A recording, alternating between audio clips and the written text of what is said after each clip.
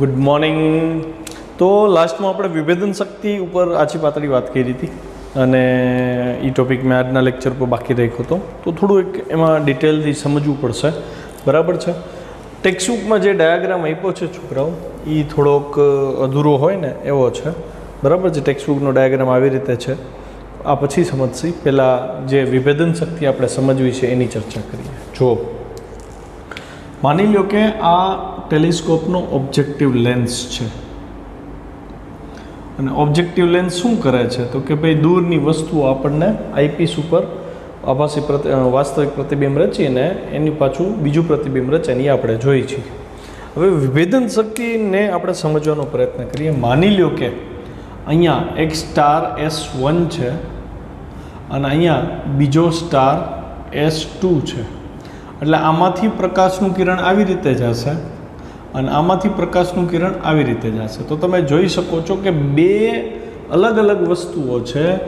એ બેમાંથી નીકળતા કિરણો લેન્સ સાથે જે ખૂણો બનાવે છે એ ખૂણો છે ડેલ્ટા થીટા. ખ્યાલ આવ્યો? હવે પરિસ્થિતિનું નિર્માણ કેવું થાય તો કે આ આપણી સ્ક્રીન છે. માની લો કે સ્ક્રીન લઈ લઈ. આપણે ક્યારે વસ્તુને અલગ જોઈ શકીએ ને એની વાત કરવાની છે. એટલે આ કિરણો અહીંયા ઇમેજ રચે છે. તો જ્યારે ઇમેજ રચાશે ત્યારે શું થશે તો કે આપણને કંઈ શુદ્ધ ચોખ્ખી ઇમેજ નહીં જોવા મળે. વિવર્તનને કારણે આ લેન્સ અડચણની જેમ વર્તશે અને વિવર્તનને કારણે તમને S1 જે છે અને S2 જે છે એની જે ઇમેજ મળે છે એ આવી રીતે મળશે. જોજો ધ્યાનથી. આ S1નું અને S2નું મધ્યસ્થ અધિકતમ છે. ઘણીવાર તમને ઓવરલેપ થયેલું જોવા મળશે, ઘણીવાર છૂટું છૂટું હોય. બરાબર છે. અને પછી અહીં શું હોય તો કે આનું ન્યૂનતમ હોય, પ્રથમ ન્યૂનતમ, આનું પ્રથમ ન્યૂનતમ હોય, પછી આનું પ્રથમ ન્યૂનતમ હોય અને આનું પ્રથમ ન્યૂનતમ હોય. એટલે ગોટા થાય એવું થઈ જાય ને. મતલબ તમે એને વિઝ્યુલાઇઝ ઘણીવાર નથી કરી શકતા. બરાબર છે. તો હું સ્ક્રીન ઉપર એક ઇમેજ આપું છું. એ ઇમેજ જુઓ, 3 પ્રકારની ઇમેજ છે. એમાં 2 સ્ટારની જસ્ટ છૂટા દેખાણા હોય એવી ઇમેજ છે. એક 100% છૂટા થઈ ગયા છે અને વચ્ચે ડિસ્ટન્સ છે. અને એકમાં એવી ઇમેજ મેં લીધી છે કે જેમાં બે એકબીજા ઉપર ઓવરલેપ થયેલા છે. મતલબ તમને એક જ દેખાશે. તો એ ડાયાગ્રામ જોશો ને એટલે વધારે ક્લિયર થશે. બરાબર. તો છોકરા હું એની ઇન્ટેન્સિટીનો ગ્રાફ ડ્રો કરું છું. જોજો જરાક ધ્યાનથી. માની લો કે આ સ્ટાર S1 અને આ સ્ટાર S2 માટેની વાત છે, એના ઇમેજની વાત છે. તો સ્ટાર S1નું આ મધ્યસ્થ અધિકતમ થયું. ખ્યાલ આવ્યો? સ્ટાર S2નું આ મધ્યસ્થ અધિકતમ થયું. પછી અહીં શું આવે તો કે પ્રથમ અધિકતમ આવે. આનું પ્રથમ અધિકતમ આમ આવશે. આવી રીતે થાય ને. બરાબર. તો રેલે નામના સાયન્ટિસ્ટે એવું કીધું કે જો સ્ટાર S1 અને S2માં તમારી બેને જસ્ટ છૂટા જોવા હોય તો એની એક શરત છે જેનું પાલન થવું જોઈએ. તો એ શરત શું છે? એ શરત આવી રીતે છે. જોજો ધ્યાનથી. ગ્રાફ કે જો S1નું મધ્યસ્થ અધિકતમ છે, આ S1નું મધ્યસ્થ અધિકતમ, એના કેન્દ્ર ઉપર S2નું પ્રથમ ન્યૂનતમ આવે. એટલે S2નું પ્રથમ ન્યૂનતમ તમારે લેવું પડે. તો હું S2નું પ્રથમ ન્યૂનતમ આવી રીતે દોરીશ. આ થયું. સમજે પડી? હવે જો ધ્યાનથી જુઓ તો S1નું પ્રથમ ન્યૂનતમ S2 ઉપર આવ્યું. ઓકે. અને S2નું પ્રથમ ન્યૂનતમ S1ના મધ્યસ્થ અધિકતમના કેન્દ્ર ઉપર આવ્યું. મતલબ આ S1નું પ્રથમ અધિકતમ મધ્યસ્થ અધિકતમ છે. S1નું મધ્યસ્થ અધિકતમ છે. એના કેન્દ્ર પર S2નું પ્રથમ ન્યૂનતમ આવ્યું. જો આવું થાય તો આ બે તારાઓ તમને અલગ જોવા મળશે. જસ્ટ અલગ જોવા મળશે. જસ્ટ અલગ એટલે શું? તો એનો જો સ્ક્રીન ઉપરનો ડાયાગ્રામ વિચારીએ, સામેથી જોતા હોય તો આ પહેલો તારો છે એનું મધ્યસ્થ અધિકતમ થયું, એનું સેન્ટર થયું. બરાબર. પછી આ એનું પ્રથમ ન્યૂનતમ થયું. તો પ્રથમ ન્યૂનતમ આપણે ડ્રો કરીએ. આ પ્રથમ ન્યૂનતમ થયું. પ્રથમ ન્યૂનતમ જે છે એ બીજા સ્ટારના મધ્યસ્થ અધિકતમના કેન્દ્ર ઉપર આવશે આવી રીતે. જો આ કેન્દ્ર ઉપર આવ્યું કે નહીં, તો આ સ્ટાર S1નું પ્રથમ ન્યૂનતમ સ્ટાર S2ના મધ્યસ્થ અધિકતમના કેન્દ્ર ઉપર આવે ને છોકરાઓ, તો આ બે ઓબ્જેક્ટ તમને જસ્ટ અડેલા હોય એવું દેખાય, જસ્ટ છૂટા પડ્યા હોય ને એવું દેખાય. અચ્છા, આનું પ્રથમ ન્યૂનતમ હું ડ્રો કરું તો એ જો આના સેન્ટરમાંથી પાસ થશે આવી રીતે. તો રેલે એવું કીધું કે જ્યારે આ પ્રકારની ઘટના બને તો તમે આ બે વસ્તુને અલગ જોઈ શકશો, જસ્ટ અલગ જોઈ શકશો. તો આ બે વસ્તુ જ્યારે ઓબ્જેક્ટિવ સાથે જોવામાં આવી હોય, તો જ્યારે આ તો ઇમેજ હતી, વસ્તુને જ્યારે ઓબ્જેક્ટિવ હારે જોવામાં આવે અને અહીંયા જે ખૂણો બને લેન્સ સાથે, આ ખૂણાને રેલે વ્યાખ્યાયિત કર્યો કે જો S1 અને S2 એટલે કે સોર્સ 1 અને સોર્સ 2 એ બેયનો લેન્સ સાથેનો ખૂણો આવી રીતનો આ ખૂણો, બરાબર, આપણે અહીંયા લઈ એ ખૂણો નહીં, લેન્સની આ બાજુ વસ્તુ અને લેન્સ વચ્ચેનો જે ખૂણો છે ડેલ્ટા થીટા, રેલે કીધું કે એ ચલે છે લેમ્બડા બાય આનો વ્યાસ હું કહી દઉં છું ડી, તો બાય ડી થાય. ડેલ્ટા થીટા ચલે છે લેમ્બડા ડી, બરાબર. અચ્છા, તો ચલન દૂર કરતા પ્રાયોગિક રીતે આપણને મળ્યું 1.22 લેમ્બડા બાય ડી. આટલો ખૂણો મળે છે. એટલે રેલે એવું કહેવા માગે છે કે જો તમે ટેલિસ્કોપથી જુઓ છો બે સ્ટારને અને ટેલિસ્કોપ પાસે જ્યાં એના કિરણો બે આવે છે, એ બે સ્ટાર છે કે બે સોર્સ છે, એ બે ટેલિસ્કોપના ઓબ્જેક્ટિવ સાથે અગર આટલા ખૂણે હશે તો તમે એને આવી રીતે જસ્ટ છૂટા જોઈ શકશો. જો ખૂણો ડેલ્ટા થીટા આ ખૂણો less than 1.22 lambda by D હશે તો આ ઇમેજ તમને આવી દેખાશે.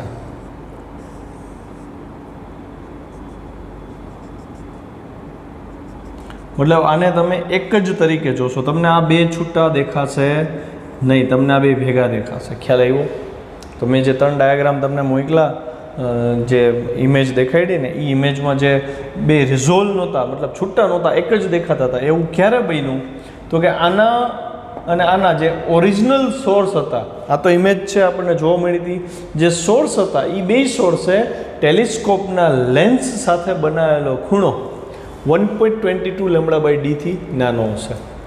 હજી એક ઉદાહરણ આપું સરસ મજાનું, જોજો ધ્યાનથી. હા, માની લો કે હું અહીં એક ડોટ કરું છું અને આ બીજો ડોટ છે, સમજાય છે? હવે તમે એક આંખ બંધ કરી દો અને એક આંખથી જુઓ, ખાલી એક આંખથી જોશો તમને બે છૂટા દેખાય છે? તો કે હા દેખાય છે, બરાબર છે. તો હવે આમાંથી જે કિરણો નીકળે છે એ તમારી એક આંખનો જે લેન્સ છે, જે કીકી છે, બરાબર, માની લો કે આપણે અહીંયા હું દર્શાવી દઉં છું કે અહીંયા આંખ છે આપણી આ, તો અહીંથી જે કિરણો નીકળ્યા અને અહીંથી જે કિરણો નીકળ્યા એણે આપણી આંખના લેન્સ સાથે જે ખૂણો બનાવ્યો એ ડેલ્ટા થીટા થયો. તો હવે ઇમેજિન કર્યું કે અહીંથી જે ખૂણો તમારી આંખ સાથે બને એ ડેલ્ટા થીટા થયો. જો એ ખૂણો 1.22 લેમ્બડા બાય ડી જેવડો હોય તો તમને બે કોન્ટેક્ટમાં હોય, અડેલા હોય, જસ્ટ છૂટા હોય ને એવું દેખાશે. પણ અહીંયા તમને બે છૂટા નથી દેખાતા, તમને બે બહુ દૂર દેખાય છે. એનો મતલબ તમારી આંખ સાથે જે ખૂણો બનેલો છે એ આના કરતાં ઘણો મોટો ખૂણો છે. હવે સમજાય ને? આ કેલ્ક્યુલેશન રેલે આપ્યું હતું, એટલે આને રેલેસ ક્રાઇટેરિયા કીધું કે જો બે સોર્સ વડે બનેલો ખૂણો આટલો હોય તો તમે એને જસ્ટ અલગ જોઈ શકો છો. અચ્છા, હવે જોજો ધ્યાનથી. હવે હું એક ફરીથી મેં એક ડોટ ડ્રો કર્યો અને આ બીજો ડોટ ડ્રો કર્યો. હવે તમે જુઓ, દેખાય છે? ડોટ મેં મોટા ડ્રો કર્યા છે એટલે વધારે, એના કરતાં આપણે નાના ડોટ કરીએ. જોવો જોઈએ તમને બે અલગ દેખાય છે. જો તમને બે અલગ દેખાય છે ધેટ મીન્સ કે એ બે ડોટ વચ્ચેનો જે ખૂણો છે એ ખૂણો 1.22 લેમ્બડા બાય ડી જેટલો હશે. ખ્યાલ આવ્યો? અચ્છા, બીજી વસ્તુ હવે જોજો ધ્યાનથી. ફરીથી હું બે ડોટ કરું છું. હવે જુઓ તમને બે એક દેખાય છે કે અલગ દેખાય છે? બરાબર. તો એનો મતલબ જેમ જેમ બે વચ્ચેનું ડિસ્ટન્સ ઓછું થતું જશે એમ એમ જોવામાં દિક્કત થશે, બે અલગ દેખાતા ઓછા થઈ જશે. મતલબ એવો થયો જેમ જેમ ડેલ્ટા થીટા નાનો થતો જશે એમ એમ તમને વસ્તુ બેમાંથી એક દેખાતી જશે. ચલો તો આપણે એક એવું શક્તિશાળી ટેલિસ્કોપ બનાવીએ કે ડેલ્ટા થીટા નાનો થતો જાય છે, મતલબ આ બે ડોટ એકદમ નજીક નજીક આવતા જ જાય છે. અને આપણે એટલું શક્તિશાળી ટેલિસ્કોપ બનાવ્યું કે છતાંય એ બેયને તમને અલગ કરીને દેખાડે. તો હું એવું કહી શકું ને કે જેમ આ ખૂણો નાનો થાય અને છતાંય ટેલિસ્કોપ એને રિઝોલ્વ કરી શકે, તો એ ટેલિસ્કોપ શક્તિશાળી ટેલિસ્કોપ થયું. મતલબ એનો રિઝોલ્વિંગ પાવર જે છે બહુ મોટો થયો, એની વિભેદન શક્તિ છે એ બહુ મોટી થઈ. બરાબર. અને ડેલ્ટા થીટા જે મળ્યો, આ આપણે એવું કહી છીએ કે જેમ નાનો થાય અને છતાંય ટેલિસ્કોપ આપણને એ રિઝોલ્વ કરી દે, વિભેદન કરી દે, છૂટા દેખાડી શકે. બરાબર. તો એ રિઝોલ્યુશન એનું ઊંચું આવ્યું કહેવાય ને, મતલબ કે વધારે સારું ટેલિસ્કોપ થયું કહેવાય ને. તો એનો મતલબ ડેલ્ટા થીટાનું વ્યસ્ત કરી નાખો તો તમને ટેલિસ્કોપની વિભેદન શક્તિ મળે. જેમ ખૂણો નાનો, ડેલ્ટા થીટા જેમ નાનો અને આપણને ઇમેજ ક્લિયર થાય, તો એ ટેલિસ્કોપની વિભેદન શક્તિ બહુ મોટી કહેવાય કે ભાઈ નાનામાં નાની વસ્તુને એ રિઝોલ્વ કરી શકે. હવે તમે વિચારો, હબલ ટેલિસ્કોપની મેં વાત કરી હતી. માની લો કે હબલ ટેલિસ્કોપનો આ લેન્સ છે, આ પૃથ્વીની સપાટી છે, તો અહીંયા એક વસ્તુ પડી છે અને એક વસ્તુ અહીંયા પડી છે. તો અંદાજે મને આંકડો યાદ છે, હું કહું છું કે 17 સેન્ટીમીટર જેટલું અંતર આ બે વચ્ચે હોય ને ત્યારે હબલ ટેલિસ્કોપ જે પિક્ચર પાડે છે ને, એ પિક્ચરમાં એ બી કોન્ટેક્ટમાં હોય ને એવું દેખાડે છે. મતલબ રિઝોલ્યુશન પાવર એવી રીતનો છે એનો કે 17 સેન્ટીમીટર દૂર રહેલી વસ્તુને સ્પષ્ટપણે દેખાડી શકે છે. તો કોન્સેપ્ટ અહીંયા ક્લિયર થાય. બરાબર. રેલેનો ક્રાઇટેરિયા, રેલે આ ખૂણો જે શોધ્યો ને છોકરો 1.22 લેમ્બડા/d, અને એના ઉપરથી એણે એક બહુ સરસ શરત આપી, કઈ બે વસ્તુને તમે જસ્ટ અલગ જોઈ શકો. તો એ ફરીથી યાદ રાખજો, એકનું મધ્યસ્થ અધિકતમનું કેન્દ્ર, બરાબર, એકનું મધ્યસ્થ અધિકતમનું કેન્દ્ર અને બીજાનું પ્રથમ ન્યૂનતમ બે કોન્ટેક્ટમાં આવે તો એને તમે જસ્ટ અલગ જોઈ શકો. ખ્યાલ આવ્યો? મતલબ એકનું પ્રથમ ન્યૂનતમ એ બીજાના મધ્યસ્થ અધિકતમના કેન્દ્ર પર આવે તો જ એ અલગ જોઈ શકાય. આ સિદ્ધાંત ઉપરથી આપણે વિભેદન શક્તિ નક્કી કરશી. બરાબર છે. ચલો આગળ. ક્વેશ્ચન 37, પ્રકાશીય ઉપકરણો માટે વિભેદન શક્તિ સમજાવો. ટેલિસ્કોપ માટે વિભેદન શક્તિ સમજાવો. પ્રકાશીય ઉપકરણોમાં વિવર્તનની ઘટનાના કારણે ખૂબ નજીક રહેલ વસ્તુ કે તેમના પ્રતિબિંબ જોવામાં મુશ્કેલી પડે છે. કીધું હતું ને મેં, જેમ નજીક થતું જશે એમ જોવામાં તકલીફ પડશે. તો ટેલિસ્કોપનું કોણીય વિભેદન તેના ઓબ્જેક્ટિવ દ્વારા નક્કી થાય છે, પણ આઈપીસ દ્વારા મોટવણી વધારવા છતાં વિભેદન મળતું નથી. જો ટેલિસ્કોપનું કોણીય વિભેદન કેટલું છે એ એનો ઓબ્જેક્ટિવ લેન્સ નક્કી કરે છે. મતલબ આ જે લેન્સ છે એ ઓબ્જેક્ટિવ લેન્સ છે. આઈપીસ શું કરે છે? તો કે આઈપીસની ફોકલ લેન્થથી તમે મોટવણી વધારી શકો છો. બરાબર. તમે અહીંયા વિચાર કરો, અહીંયા તમે આઈપીસ નાનો મોટો કરો, એને આ ખૂણા એને કાંઈ લેવા દેવા. એટલે આઈપીસ નાનો મોટો કરશો તો FO/FE પ્રમાણે મોટવણીમાં ચેન્જ થશે, પણ આ ખૂણામાં કોઈ ચેન્જ આવતો નથી, કેમ કે એ તો આની ઉપર ડિપેન્ડ કરે છે. બરાબર. આથી આઈપીસ જે છે એ ઓબ્જેક્ટિવથી મળેલ પ્રતિબિંબની મોટવણી વધારે, એટલે મેગ્નિફિકેશન કરી દે આઈપીસ, પણ કોણીય જે વિભેદન મળવું જોઈએ, જે વિભેદન શક્તિ ઊંચી જોઈએ છે, જે બેને અલગ પાડવા છે ઇમેજને, એ નથી થતું. એક બહિર્ગોળ લેન્સ ઉપર સમાંતર કિરણપુંજ આપાત થાય. સમાંતર કિરણપુંજ એટલે અનંત અંતરેથી રહેલી વસ્તુને ઓબ્ઝર્વ કરવામાં આવે. તો તમે એમ વિચારો કે આ બે તો સમાંતર નથી, પણ એમ નથી કીધું એ લોકો એવું કીધું છે કે આ બે સોર્સ આ અનંત અંતરે, તો આમાંથી જેટલા કિરણો નીકળે એ બધા સમાંતર જ નીકળતા હશે, આને સમાંતર, અને આના કિરણો છે એને સમાંતર નીકળતા હશે. સમજાણું? બે અનંત અંતરે છે, એટલે આ કંઈક ખૂણે આવે છે અને આ સીધું આવે છે, એવી રીતે વિચારો. તો આ સમાંતર કિરણોનું પુંજ છે, આ સમાંતર કિરણપુંજ છે.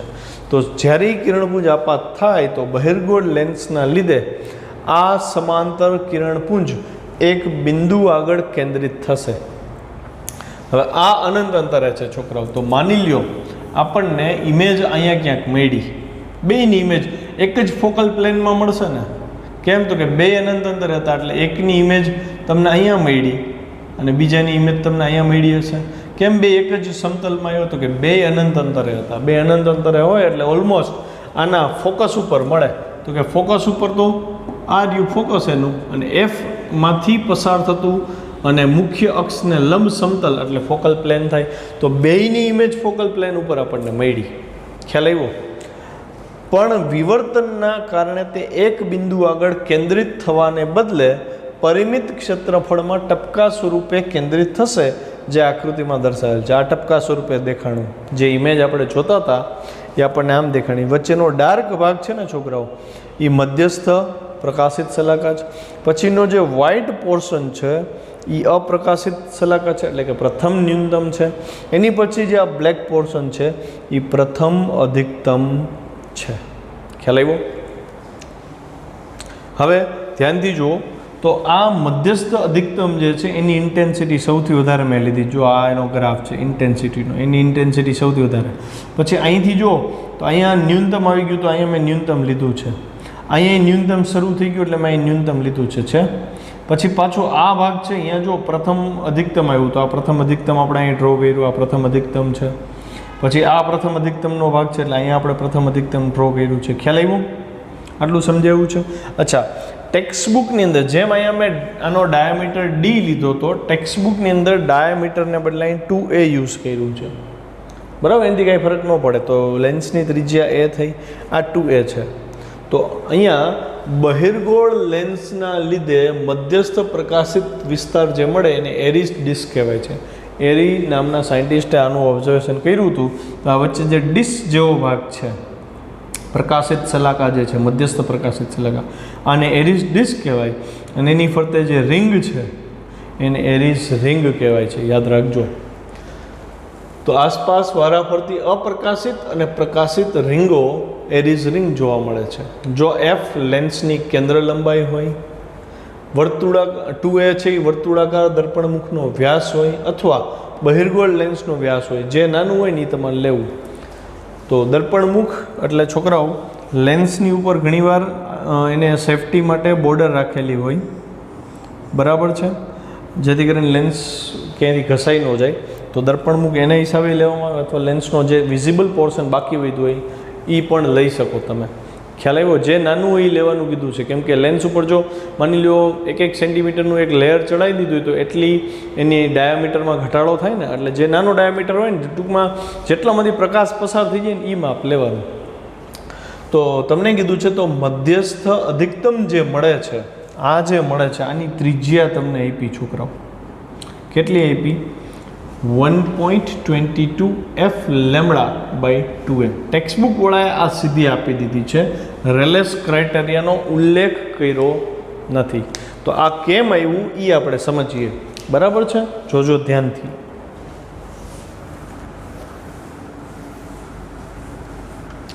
રેલેસ ક્રાઇટેરિયા જે આ હતો છોકરાઓ ખૂણાવાળો, એ તમારે યાદ રાખવાનું રહેશે. હવે ધ્યાનથી જોજો. માની લો કે આ મધ્યસ્થ અધિકતમ રચાણું, આ મધ્યસ્થ અધિકતમ હતું એક સોર્સનું. 2 સોર્સ હતા, S1 S2, એમાંથી આપણે આને સોર્સ 1 કહી દઈએ. અચ્છા, હવે જોજો ધ્યાનથી. આનું જે પ્રથમ ન્યૂનતમ રચાણું એ પ્રથમ ન્યૂનતમ અહીંયા છે. આ પ્રથમ ન્યૂનતમ છે. તો આ અંતરની સરખામણીમાં આ અંતર થોડુંક મોટું હશે.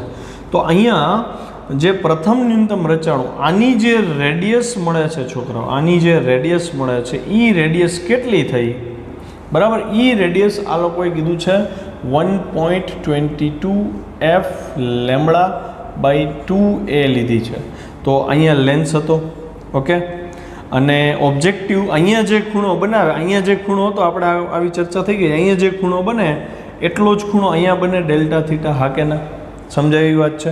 તો આ ડેલ્ટા થીટા બન્યો. ઓકે, માની લો કે અહીંયા સોર્સ S1 છે ને અહીંયા સોર્સ S2 છે. તો બેની ઇમેજ આપણે જોઈ છીએ. તો અહીંયા આપણને આ અહીંયા સોર્સ S2નું સેન્ટર આવ્યું હોય ને તો જ જસ્ટ વિઝિબલ થયા હોય ને. તો આ ડેલ્ટા થીટા ખૂણો છે. તો હવે ધ્યાનથી જોઈએ કે આ કેવી રીતે આવ્યું. તો કે ભાઈ આ S1 S2 અનંત અંતરે હતા. બરાબર? તો પ્રતિબિંબ ક્યાં રચાણું હોય? તો કે f જેટલા અંતરે રચાણું હોય. હા કે ના? તો f અંતર છે, આ ખૂણો છે, અને આ ભાગ ચાંપની જેમ વર્તે કે નહીં, R0. તો હું એવું કહી શકું ડેલ્ટા થીટા બરાબર ચાંપના છેદમાં ત્રિજ્યા. ઓકે, તો ચાંપ બરાબર શું થાય? તો કે ચાંપ બરાબર ડેલ્ટા થીટા ગુણ્યા ત્રિજ્યા, અને આપણે એવું કહીએ કે જસ્ટ બે વિઝિબલ થયા. કેમ? તો કે S1ના પ્રથમ ન્યૂનતમ ઉપર S2નું મધ્યસ્થ અધિકતમનું કેન્દ્ર આવ્યું, તો આ બે જસ્ટ રિઝોલ્વ થયા, જસ્ટ છૂટા પડ્યા છે. તો ડેલ્ટા થીટા ગુણ્યા ત્રિજ્યા આપણે કરીએ તો ડેલ્ટા થીટાની કિંમત શું છે જો અહીંયા, તો કે 1.22 લેમડા બાય ડી, એટલે ડાયામીટર હતો, અહીંયા ડાયામીટર કેટલો છે 2h, એટલે અહીં 2 આવ્યું, અને ત્રિજ્યા એટલે અહીંથી આ અંતર કેટલું થયું જો f છે. આ ખૂણો બહુ સૂક્ષ્મ હોય છોકરાઓ, એટલે આ અંતર કયો કે આ અંતર કયો બે સરખું થશે, એટલે અહીંયા f આવ્યું. તો જુઓ તમે ધ્યાનથી, અને ચાપ એટલે આ હતું ભાગ, આને આપણે નામ આપ્યું R0. ખ્યાલ આવ્યો? તો આવી રીતે મધ્યસ્થ અધિકતમની ત્રિજ્યા તમે ગોઈતી, R0 બરાબર 1.22 લેમડા f બાય 2f. યાદ રાખી શકતા હો તો રાખી લ્યો, બાકી ઉપર નોંધમાં જેવી રીતે મેં સાબિત કર્યું તમે નોંધ કરી શકો છો. એટલે અહીંયા મધ્યસ્થ અધિકતમની ત્રિજ્યા મળી 1.22 f લેમડા બાય 2a, ઉપર નીચેથી 2 કટ થઈ જાય છે, એટલે અહીંયા શું આવે 0.61 f લેમડા બાય a. સમીકરણ 1 મધ્યસ્થ અધિકતમની ત્રિજ્યા જે ટેક્સ્ટબુકમાં દર્શાવી દીધી છે અહીંથી. આ બહુ પતલી અપ્રકાશિત ન્યૂનતમ હોય આવડવા, એટલે ત્રિજ્યા અહીંથી અહીંયા લ્યો કે અહીંથી અહીંયા લ્યો બહુ ઝાઝો ફરક પડતો હોતો નથી, આપણે અહીંયા જ લેશી, કેમ કે પ્રથમ ન્યૂનતમની શરૂઆત અહીંથી થાય ને. એટલે આ 1.22 f લેમડા બાય 2a છે, 2 કટ કરી દીધા એટલે 0.61 f લેમડા બાય a થયું. ખ્યાલ આવ્યો આટલો? હવે જોજો ત્યાંથી ડેલ્ટા થીટા, જો અહીંયા ઊંધો સંબંધ આપ્યો. ડેલ્ટા થીટા એટલે શું થાય? ડેલ્ટા થીટા એટલે R0/f થાય. એ લોકોએ ઊંધેથી સાબિતી આપી છે કે ભાઈ આ ગોતવાનું એણે કીધો. ડેલ્ટા થીટા એટલે કેટલું? તો કે R0/f થાય. કેવી રીતે? તો કે ખૂણો બરાબર ચાપના છેદમાં ત્રિજ્યા, એ જ કર્યું છે ને જે મેં કર્યું. હા, તો ડેલ્ટા થીટા બરાબર R0/f, તો R0 બરાબર f ડેલ્ટા થીટા થાય. તો હવે R0 સમીકરણ 2 છે ને R0 સમીકરણ 1 છે, તો આ બેને મેચ કરી દો તો f ડેલ્ટા થીટા બરાબર 0.61 f લેમડા બાય a થાય. તો ટેક્સ્ટબુકવાળાએ ખૂણો જો 0.61 લેમડા બાય a હોય તો બે જસ્ટ છૂટા જોવા મળે એવું કીધું છે. જ્યારે કોમ્પિટિટિવ હારે ડીલ કરશો ત્યારે મોટે ભાગે તમને આ જોવા મળશે, 1.22 લેમડા બાય ડી જોવા મળશે. મેં તમને આ જે કરાવ્યું આખું એ એટલે કરાવ્યું કે તમે આ જોઈને ગભરાઈ ન જાઓ કે ભાઈ આ ક્યાંથી આવી ગયું. તો તમને આ ખબર હોવી જોઈએ ને આ ખબર હોવી જોઈએ, બેમાં કંઈ ફરક નથી હો. ડી બરાબર 2a કરો, 2 કટ થઈ જાય એટલે છેલ્લે આ જ આવી જશે પાછું. તો જો બે ઇમેજ વચ્ચેનો કોણ ડેલ્ટા થીટા હોય અથવા જો બે સોર્સ વચ્ચેનો કોણ ડેલ્ટા થીટા હોય એ 1.22 લેમડા બાય ડી જેટલો હશે તો એ જસ્ટ છૂટા પડશે. આનાથી વધારે હશે તો બહુ સારી રીતે છૂટા પડશે, આનાથી ઓછો હશે તો બે એક જ ઓબ્જેક્ટ તરીકે તમને વિઝ્યુલાઇઝ થશે. ડેલ્ટા થીટાને નામ આપ્યું ટેલિસ્કોપનું કોણીય વિભેદન, કે ટેલિસ્કોપ જે ઓબ્જેક્ટ સાથે ઓબ્જેક્ટિવ લેન્સ જે ઓબ્જેક્ટ સાથે ખૂણો બનાવે છે એ છે એનું કોણીય વિભેદન. અને જેમ આ ખૂણો નાનો થાય અને છતાંય ટેલિસ્કોપ જો એને વિઝ્યુલાઇઝ કરાવી શકે અલગ અલગ રીતે તો એ ટેલિસ્કોપની વિભેદન શક્તિ સારી કહેવાય. સમજાણું? તો એનો મતલબ ડેલ્ટા થીટા જેમ નાનો એમ ટેલિસ્કોપની વિભેદન શક્તિ વધારે. તો ડેલ્ટા થીટાના વ્યસ્તને ટેલિસ્કોપની વિભેદન શક્તિ કીધું, એટલે કે ટેલિસ્કોપનો રિઝોલ્યુશન પાવર કીધો. તો સૂત્ર એનું એ લોકોએ લખ્યું નથી, તમારે લખવું હોય તો લખી નાખજો. બરાબર છે? આ પ્રશ્ન પછી પૂરો કરજો અહીંયાથી. આવી રીતે કે ટેલિસ્કોપ માટે વિભેદન શક્તિ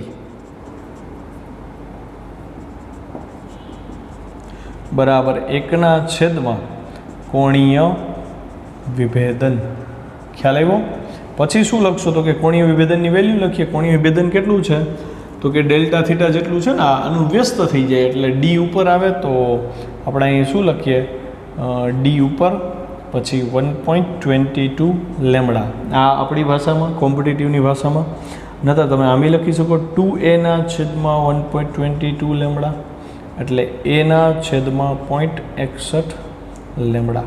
આપણને એનાથી કાંઈ ફરક પડે નહીં અને રિઝોલ્યુશન પાવર કહેવાય. બરાબર? તો હું હવે એવું કહી શકું ને કે જેમ એ નાનો એમ રિઝોલ્યુશન પાવર નાનો. ખ્યાલ આવે? તો અહીં જો લખ્યું છે કે ટેલિસ્કોપ માટે જેમ લેન્સનો વ્યાસ મોટો એમ કોણીય વિભેદન નાનું અને વિભેદન શક્તિ મોટી. જો લેન્સનો વ્યાસ મોટો, વિભેદન શક્તિ મોટી. કેમ? તો અહીં જુઓ ધ્યાનથી, લેન્સનો વ્યાસ મોટો તો વિભેદન શક્તિ મોટી, રેઝોલ્યુશન પાવર મોટો, બે સમચલનમાં થયા ને. તો આ સ્ટેપ તમારે એમાં એડ કરવાના રહેશે, એડ કરી દેજો. અને અહીંયા આ પ્રશ્ન પૂરો કરીએ. છોકરાઓને 3-4 વાર જોજો, બાકી કાંઈ ખબર પડશે નહીં. આમાં કાંઈ પણ ડાઉટ હોય મને ફોન કરો. ચલો, ઉદાહરણ 10.6. એવું ધારો કે તારામાંથી 6000 એંગસ્ટ્રોમ તરંગ લંબાઈનો પ્રકાશ આવે છે અને જેનો ઓબ્જેક્ટિવનો વ્યાસ 100 ઇંચ હોય એવું એક ટેલિસ્કોપ છે. એના માટે વિભેદનની સીમા શોધવાની. વિભેદનની સીમા, જો વિભેદન શક્તિ કીધું હોય તો રેઝોલ્યુશન પાવર એટલે કે 1/Δθ થાય. વિભેદન સીમા એટલે એવો ખૂણો કે જ્યાં એ તારાઓ જસ્ટ છૂટા દેખાતા હોય, બરાબર છે. તો એ તમારે Δθ એટલે કે વિભેદનની સીમા એટલે કોણીય વિભેદન ગોતવાનું છે. તો પહેલાં જેટલા ડેટા આપ્યા છે એના ઉપર કામ કરીએ. લેમડા 6000 એંગસ્ટ્રોમ હતું, મીટરમાં ફેરવું. ઓબ્જેક્ટિવનો વ્યાસ 100 ઇંચ હતો. 1 ઇંચ એટલે 2.54 સેન્ટીમીટર થાય. તો 1 ઇંચના 2.54 સેન્ટીમીટર ગુણ્યા 100 એટલે 254 સેન્ટીમીટર થાય. 254 સેન્ટીમીટર ભાગ્યા 2 કર્યા એટલે 127 સેન્ટીમીટર થયા. તો આ તમને શું મળ્યું? ત્રિજ્યા મળી લેન્સની. વ્યાસ લીધો, ત્રિજ્યા મેળવી. હવે વિભેદન સીમા એટલે કોણીય વિભેદન. કોણીય વિભેદન એટલે Δθ. આ સૂત્ર યાદ હોવું જોઈએ, 0.61 લેમડા બાય a. અથવા તમે આ સૂત્ર પણ લઈ શકો, 1.22 લેમડા બાય d. તો d તમારો કેટલો થશે? 254 થશે. ઓકે, આમાં અને આમાં કંઈ ફરક નથી, બે તમને આવડવા જોઈએ. ઘણીવાર MCQમાં ઓપ્શનમાં આ આપ્યું હોય તો કન્ફ્યુઝ નહીં થવાનું, અને આ આપ્યું હોય તો હવે તો કન્ફ્યુઝનનો કોઈ સવાલ ન રહે. તો હવે 0.61 લેમડાની વેલ્યુ 6000 × 10⁻⁻⁰ છેદમાં એની વેલ્યુ 127 × 10⁻⁻⁰. કેલ્સી લ્યો ફટાફટ, ચેક કરો જોઈ 2.9 × 10⁻⁷ રેડિયન આવે છે કે કેમ. ઓકે, ચાલો હવે માઇક્રોસ્કોપની વિભેદન શક્તિ છે એ આપણે આવતીકાલના લેક્ચરમાં કરશે. એ 15 થી 20 મિનિટનો સમય લઈ લેશે, પણ મારી એવી ઈચ્છા છે કે હું કરાવું એ પહેલાં માઇક્રોસ્કોપની વિભેદન શક્તિ એકવાર ટેક્સ્ટબુકમાંથી વાંચીને સોલ્વ કરજો. એમાંથી એક સ્ટેપ એવું છે કે જે તમને નહીં સમજાય, બરાબર છે. તો વાંચીને એ સ્ટેપ કાગળ ઉપર લખજો કે સર મને આ સ્ટેપનો સમજાનું, મને વોટ્સએપ કરજો એટલે મને ખબર પડે કે ભાઈ તમારી તમારો આઈક્યુ લેવલ શું છે અને તમે ક્યાં આવીને અટકા. બાકી વિભેદન શક્તિ ઓલમોસ્ટ ટેલિસ્કોપની વિભેદન શક્તિની જેમ જ વ્યાખ્યાયિત થઈ શકે એમ છે, પણ મહત્ત્વની વસ્તુ છે કે એ લોકોએ કેવી રીતે એમાં વિભેદન શક્તિ મેળવી અને તમે એમાં ક્યાં અટકા. આજનો લેક્ચર અહીંયા પૂરો કરીએ.